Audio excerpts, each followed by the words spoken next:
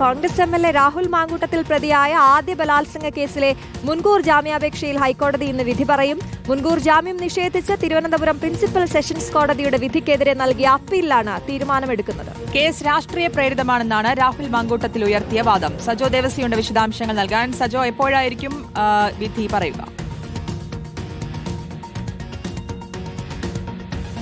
രാവിലെ 10:00 ഇക്കാര്യത്തിൽ വിധി നമ്മൾ പ്രതീക്ഷിക്കുകയാണ്. ജസ്റ്റിസ് കൗസർ എടപ്പകത്ത് അധ്യക്ഷനായ സിംഗിൾ ബെഞ്ചാണ് കേസിൽ വിധി പറയുക. അതായത് രാഹുൽ മാങ്കൂട്ടത്തിൽ പ്രതിയായ ആദ്യ ബലാത്സംഗ കേസിലാണ് നേരത്തെ ഈ തള്ളിയ വിധിക്കെതിരായ അപ്പീലാണ്, അതായത് മുൻകൂർ ജാമ്യാപേക്ഷ തള്ളിയ വിധിക്കെതിരായ അപ്പീലിലാണ് തീരുമാനമെടുക്കുക. അതേസമയം മൂന്നാം ബലാത്സംഗ കേസിലാണ് രാഹുൽ അറസ്റ്റിലായതും പിന്നീട് ജാമ്യത്തിൽ ഇറങ്ങിയതും.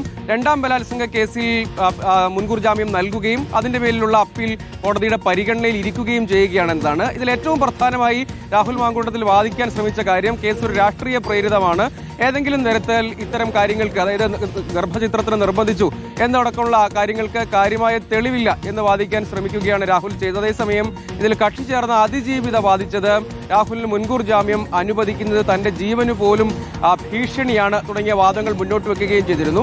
രാഹുലിനെ സംബന്ധിച്ചിടത്തോളം ഏറെ നിർണായകമാണ്. കാരണം ആകെ അറസ്റ്റിലായത് മൂന്നാം ബലാത്സംഗ കേസിലാണ്. അതിലാണ് കാര്യമായ നടപടികളിലേക്ക് വേഗത്തിൽ കടക്കാൻ കഴിഞ്ഞത്. മറ്റ് രണ്ട് കേസുകളിലും കോടതിയുടെ പരിഗണനയിൽ മുൻകൂർ ജാമ്യാപേക്ഷ ഇരിക്കുകയോ മുൻകൂർ ജാമ്യം ലഭിക്കുകയോ ഒക്കെ ചെയ്യുന്ന സാഹചര്യം ഉണ്ടായിരുന്നു. അതായത് ഈ കേസിനെ സംബന്ധിച്ചിടത്തോളം ഇതിൽ നിർണായകമായ നീക്കങ്ങളിലേക്ക് അന്വേഷണ സംഘത്തിന് പോകാൻ കഴിയുന്ന സാഹചര്യം ഹൈക്കോടതി ഉത്തരവോടെ രൂപപ്പെടാൻ ഇടയുണ്ട്. അത് തള്ളുന്ന സാഹചര്യം ഉണ്ടെങ്കിൽ ഒരുപക്ഷെ മേൽക്കോടതി എന്ന നിലയ്ക്ക് ഡിവിഷൻ ബെഞ്ചിനെയോ അതല്ലെങ്കിൽ പിന്നീട് സുപ്രീം കോടതിയിലേക്കൊക്കെ പോകേണ്ട സാഹചര്യം, നിയമപരമായ സാഹചര്യം രൂപപ്പെടുകയും ചെയ്തു. സിംഗിൾ ബെഞ്ച് ആയതുകൊണ്ട് ഡിവിഷൻ ബെഞ്ചിൽ തന്നെ അപ്പീൽ നൽകാം. പക്ഷേ രാഹുലിനെ സംബന്ധിച്ച് ഏറെ നിർണായകമായ വിധിയാണ് ഇന്നൊരു 10:00 ഹൈക്കോടതിയിൽ നിന്നുണ്ടാവുക.